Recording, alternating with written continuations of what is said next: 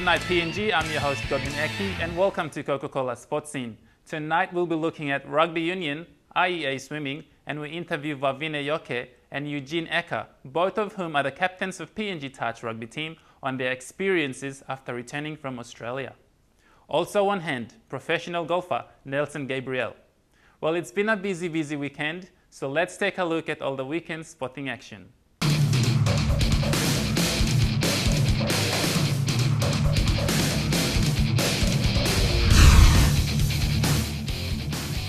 It was another big weekend in sport as the men's national provincial championships proved to be a very passionate affair as the Darru Stingrays took on the experienced Black Orchids in the plate finals amongst a huge crowd.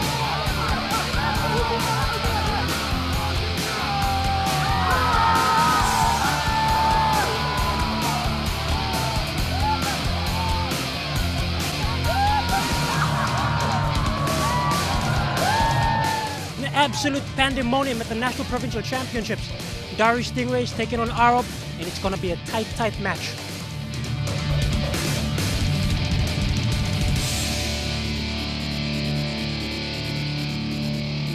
The Black Orchids won that match 26-14. And the Kimber Rebels took out the NPC title in controversial circumstances after both the Morobe Hammerheads and CRU1 were disqualified from participating further in the tournament.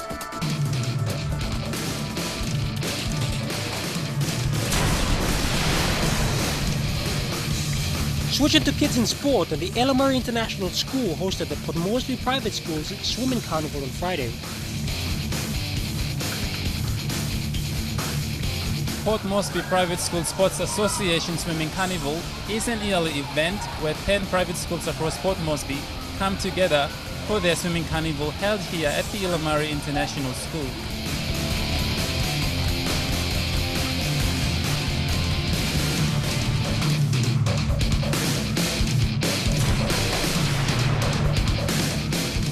And finally, the SP Hunters are carrying the nation's pride after a comprehensive 46-14 thrashing of the Central Queensland Cappers at the Graveyard, the Colorbond Oval.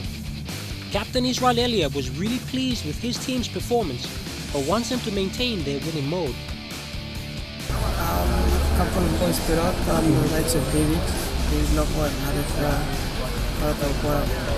all the boys did it is better our preparation, so we go back and analyze some of the things like the basic errors like rocks and ball ending. A lot hung on the back of a man of the match performance by David Local, who is looking forward to the next match. Don't be late, you're late this morning, don't be late today.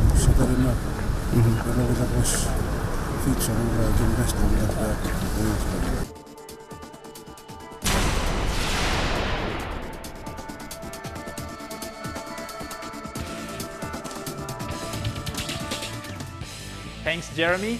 Well, viewers, grab yourself a Coke as we go for our first break, so stick around.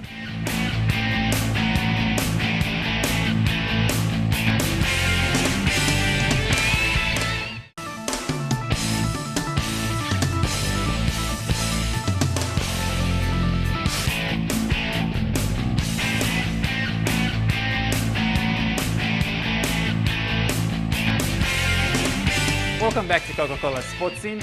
Well, golf has been a sport on the rise, and right now the Royal Port Moresby Golf Club is embarking on a drive to include Papua New Guineans in the sport. We interviewed professional golfer Nelson Gabriel on golf in PNG. I'm here with Nelson Gabriel, who is the golf club professional with the Royal Port Moresby Golf Club. Nelson, can you tell us about the competitions that will be happening throughout the year? Okay, this year the first event that we'll be hosting will be the PNG national titles. That's next month over the Easter weekend. Now, apart from the national titles, that will obviously have professional as well as amateur golfers. Will you be taking part in that competition as well? With the event that's going to be only the amateur in the country that will be participating, not the professionals. Yeah, so we are we're not eligible to participate in that event. Now, BSP has come on board as a major, as part of being in major partnership with the Royal Port Moresby Golf Club. How is the junior development going so far? Okay, with the junior program, we have started last year. This year we have two categories, which is the beginners class and the advanced class, which today will be the second session of our 2014, and we're just getting them together, and hopefully next week we'll just go with the two different groups. Now, you've come from Madang. How long ago did you come from down here to Port Moresby? Okay, I started playing golf in Madang, and I moved over here 2008, then Pro 2009, and from that I moved on running junior golf training and elite trainings. Now, apart from elite training and coaching, you've also been a national champion. Can you tell us about the titles that you've won? Yes, I won national titles in Leh. That was probably 2003. I won Morobe Open a couple of times, and also in the amateur category. I won about 3-4 years in a row for during PNG Open, the amateur category, and also Madang Open and the other the tournaments around the country. Yeah, so I get the chance to turn pro to help the ones that I want to give back to, which is our golfers in the country. Now, can you tell us about the turning professional? What does that mean? What is the difference between turning professional and, say, for example, being an amateur golfer? Okay, with the professionalism, we have to only play for money, and we are not eligible to participate in the amateur event. And so like we have two golf professionals here, which is August Penny and myself, and also we've got the recent general manager. He's also a AAA golf professional, and he's also here, but because it's our turf, we take the responsibility more to do what the rules and regulations for the golf professionalism. Now, behind us there are some little kids. Can you tell us about the competitions that they will be taking part in? Okay, I have assistant coach and trainer, which is our lady captain, Rosalind Taufa, and she's also assisting me in getting the juniors, BSP junior program to get it up and going, and we have mainly focusing on building their body muscles and the fundamental basic on golf. Yeah. Now, for those that are out there, can you explain in the easiest terms that you have how to play the game of golf? Okay, golf, as we understand, people say it's very easy, and at the same time in another area we say it's very hard. But golf is anybody's game. You just have to go with your mind, because physically you have to be mentally strong to play the game of golf. Golf is all about mental. It's not about strength. Well, I've noticed that there are also, apart from just Papua New Guineans, a lot of expatriates that come here to enjoy the weekends. Yes, this is where all these expatriates and Papua New Guinean golfers comes out to play the game of golf, and also hang out for the golfing competition every weekend. Now, if I wanted to join the Royal Port Moresby Golf Club, what would I have to do to become a member? Okay, we have free goes, like we are trying to introduce free golf lessons, and if you're interested, you can join in to be a member of this club, and also get to know the fundamental basic on the golf, and then you start take on the golf course. Yeah. Well, you've heard it, Papua New Guinea. If you've got nothing to do on the weekends, come on down to the Royal Port Moresby Golf Club. Well, from golf we switch to swimming, and this time it's the little ones in the action. And the Ella Murray International School played host to the Port Moresby Private Schools Sports Association Yearly Swimming Carnival. 6 private international schools in Port Moresby gathered at the Ella Murray International School at Gordon's for Port Moresby Private School Sports Association Swimming Carnival. We've got all together, there's an association in the city, Port Moresby Private School Sports Association. In that association there are 10 schools altogether, but only 6 a year now for the competition. The reason being, not all these private schools have facilities like some of the schools in the association have. The event took place in 3 divisions. There were junior division, intermediate and senior division. The strokes students competed in were backstroke, freestyle, butterfly and 50-meter individual medley and 4x25-meter relay. This went for both male and female. 6 out of 10 private international schools participated in the swimming carnival.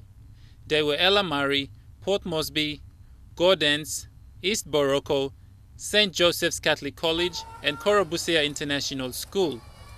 More than 200 students participated in the swimming carnival. Well, those kids can definitely swim. We'll go for a break. Coming up after the break, the captains of the PNG men's and women's touch rugby team arrived back in the country, and Jeremy gives us the NSL review.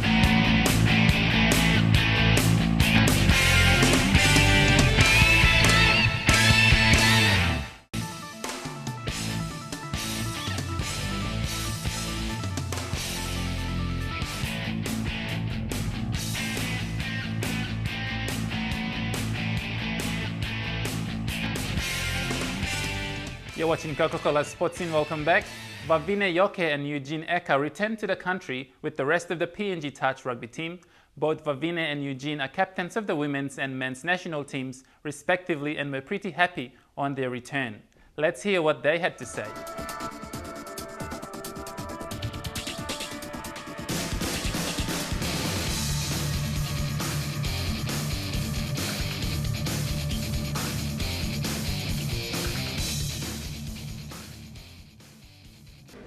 I'm here with Eugene Eka and Vavine Taufa, both of whom are captains with the PNG Touch Rugby national team. Now, I'll start off with you, Vavine. How was the high performance training that you did down in Brisbane? The high performance training went really well. We had Sue Salter from the Federation of International Touch, which is the governing body for World Touch in the world. And basically she was there to help us with some coaching for our defense and our tactics, and it went pretty well. Yeah, the girls learned a lot from it, and very productive high performance training. Oh, that was really good. Now switching to you, Eugene, there was a difference. You didn't go down for high performance training, you actually went down for competition. Can you tell us how that went? The boys were prepared here in the country before we went down for the competition, and everybody worked as a team, and mind focus was good. And when we played the game, everybody just put their heads together as a team, and we played, and we've achieved something that touch football Papua New Guinea has never achieved before, which is good for the team and good for the code in the country. Now, how did you actually do down in Australia? Out of 9 games, the PNG men's team, my boys, we won 7 games. And there was a test match between Japan, which we won 15-5, which is a big boost for the men's team and the code as well for the lead up to the 2015 SP Games and the 2015 World Cup, which will be held in Kof Sabah as well. Now, just switching to the Pacific Games next year, how many of the girls here do you think will still be part of that squad? Well, our executives and the management team are pretty much happy with the performance of all the girls in the team. We played with a great bunch of girls, and everyone reached the goals that we were set to achieve. And everybody's looking good to be in the team for 2015 and looking forward to winning gold. It's a big exposure and big experience for the boys that went down for this tournament, especially the NTL. NTL is the National Touch League, which is a big competition, big touch competition back in Australia. And it's to play in this competition is big experience for the boys to help them build their game for the lead-up matches and lead-up games up to the 2015 SP Games, which will be good for the team. The PNG Touch Federation had conducted selection trials in February, and the initial train-on squad was trimmed down to 14 men and women respectively for tournaments in Coffs Harbour, Sydney, the Northern Territory League and Queensland State Championships in Australia. President of PNG Touch Federation, Seseve Lai, appreciated the support they had received from the PNG Sports Foundation, but had said earlier that they still faced challenges along the way. Yeah, and I should say we should thank the government for their very strong support to sports generally through the PNG Olympics Committee, and all our programs this year will be funded by the government through the PNG Olympics Committee under the Go for Gold program. The team members are looking forward to participating in the national championships, which will be held in Port Moresby over the Easter weekend. And we wish Vavine and Eugene all the best as they prepare for the 2015 Pacific Games. Now our weekly NSL review with Jeremy Moggy. Well, it was a topsy-turvy weekend in the NSL as first RFC, who had a great win last week, lost to Lae 3-1. Gigera Laitepo Morobe themselves welcomed Admiralty to the St. Ignatius Kilaga Stadium. Moffat Khalifa showing his class to open the scoring, but Jamal Sito equalized. They drew the match 1-1. Hekari, meanwhile, they had gone down early and did show themselves to be a little bit shaky at first. Papalau Awele scoring in the 34th minute, but as has been the case the whole season, they fought back. Neil Hans with a penalty 10 minutes later. Hekari survived an early scare as Besta FC came out firing in the National Soccer League match held at the IPI grounds in Port Moresby. The second half saw a change in Besta's techniques as coach Winton Rufa looked to stem the wave of Hekari assault. Hekari's Raymond Gonemba threatening in his role on the right, with a long-time player, Kema Jack, watching from the bench. Vagi Konyal was outstanding in goal for the young side as Hekari began to pile on the pressure. Besta did have their chances though. Joshua Talau with this long-distance effort from 30 meters out. But Hekari maintained their composure, and when coach Jerry Allen decided it was time for Kema Jack to return, he made an immediate impact, setting up play almost straight away from the flank.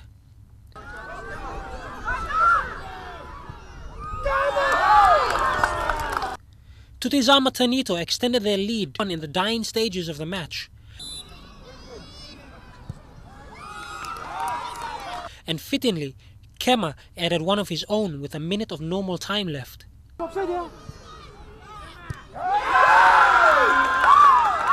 Now I was also fortunate to catch up with OFC Player of the Century, Winton Rufa, who, apart from being a national coach, also is in charge of Besta. He had these things to say. I was happy to be able to start the 8 boys, and at least in the first 45 minutes, even though Hekari had most of the possession, we actually went ahead.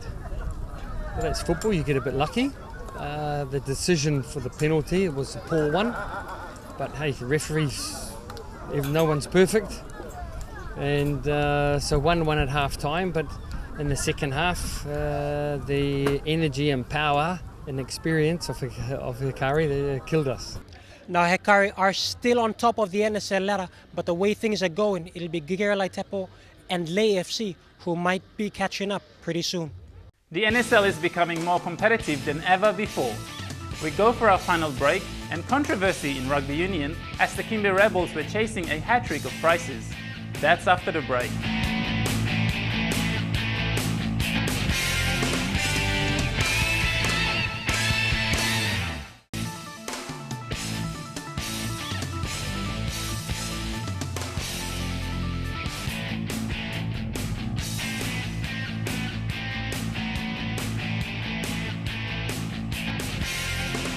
Thanks for joining us. You're watching Coca-Cola Sports Scene.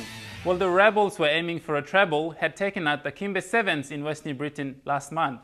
And last week, the Krema Osenko Brothers Invitational.